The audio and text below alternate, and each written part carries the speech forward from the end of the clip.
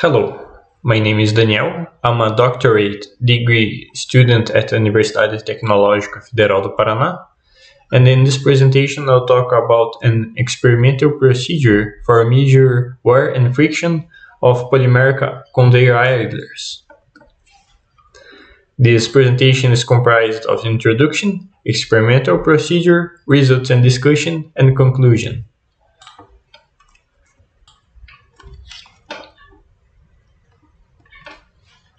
The development of conveyor belts comes from grain and commodities transportation demands. Specifically, in mining industry, there are two types of transportation systems: discontinuous flow and continuous flow. In the discontinuous one, trucks take the mining ore to a reservoir or to a mill, while in the continuous one, the mining ore is transported by conveyor belts. Well, the continuous systems present many advantages over the discontinuous system, such as sustainability, higher transportation capacity, lower transportation costs, and others. But there are also some risks involved, and the most dangerous ones are the idler failure and belt failure. As we can see in this picture, a steel roller fail may expose sharp edges capable of cutting the belt. That is why an ideal roller must not damage the belt, not catch fire, have low wave, present mechanical resistance and abrasive resistance. So, the proposed solution is to use polymeric idlers as an alternative to steel idlers. And this study relies on the abrasive resistance of polymeric idlers.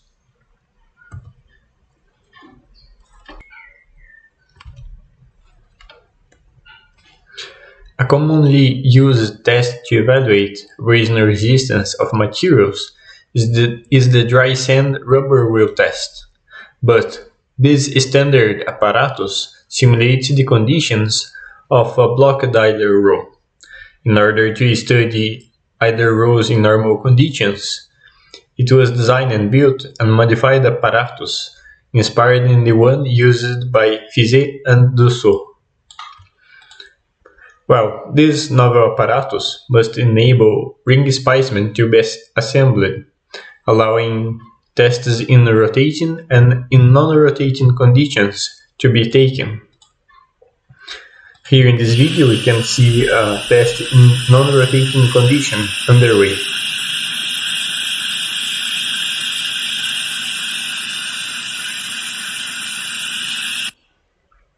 And in this other video we can see a rotating test underway.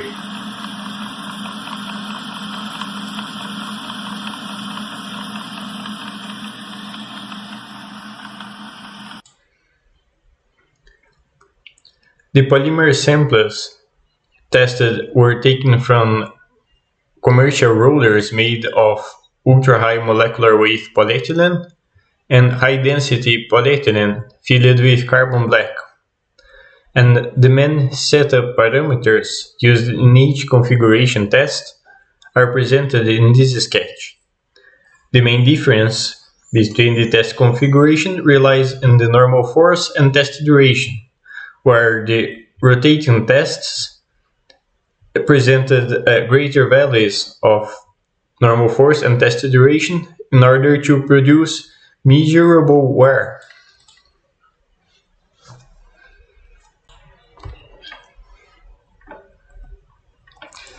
In the obtained results for non-rotating tests, it can be seen the ultra-high molecular weight polyethylene presented a smaller average volume loss and a slightly lower coefficient of friction than the high-density polyethylene.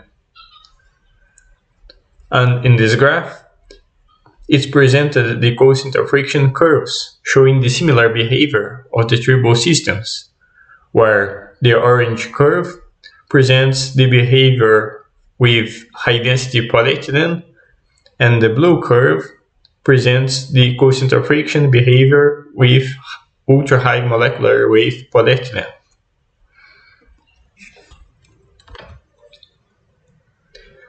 For the rotating tests, the results point less volume loss for ultra-high molecular weight polyethylene, and the friction difference was not high enough to be considered. Thus, in both setup conditions, the materials presented a wear response such as the high-density polyethylene suffered greater wear than the ultra-high molecular weight polyethylene.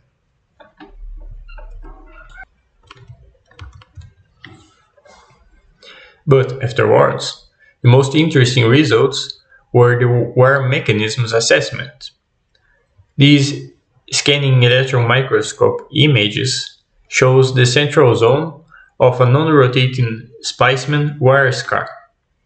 It can be noticed several abrasion scratches and some interrupted scratches, pointing that the wear mechanisms were predominantly microcutting with prowl formation. Otherwise, in rotating tests, the wear mechanisms were identified as indentation due to particle rolling, as can be saw in the high surface deformation with low directionality in both materials. Finally, we see a comparison between the wear mechanisms found in laboratory tests and the ones found in the surface of a field-worn roller. Well, the field-worn roller surface presents a few scratches and a high deformation with low directionality, while the non-rotating tests present scratches and the rotating tests present high deformation with low directionality.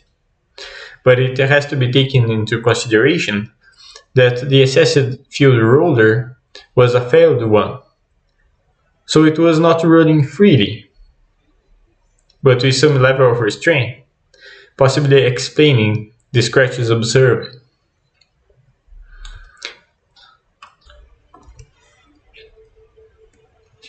Concluding this presentation, the results of this study point that the wear mechanisms for non-rotating tests were microploughing for ultra-high molecular weight polyethylene, microcutting for high-density polyethylene, and the high-density polyethylene underwent greater wear than the ultra-high molecular weight polyethylene.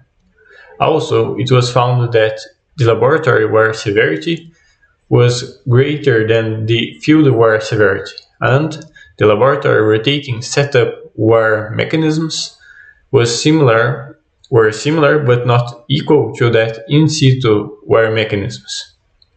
Therefore, the in-house developed test rig is able to evaluate the abrasion resistance of other rollers, simulating the in-field operating conditions.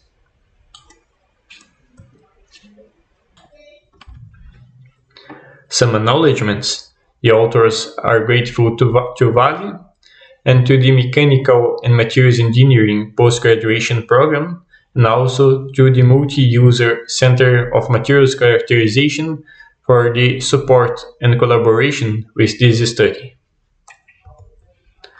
Best regards, and thank you for watching.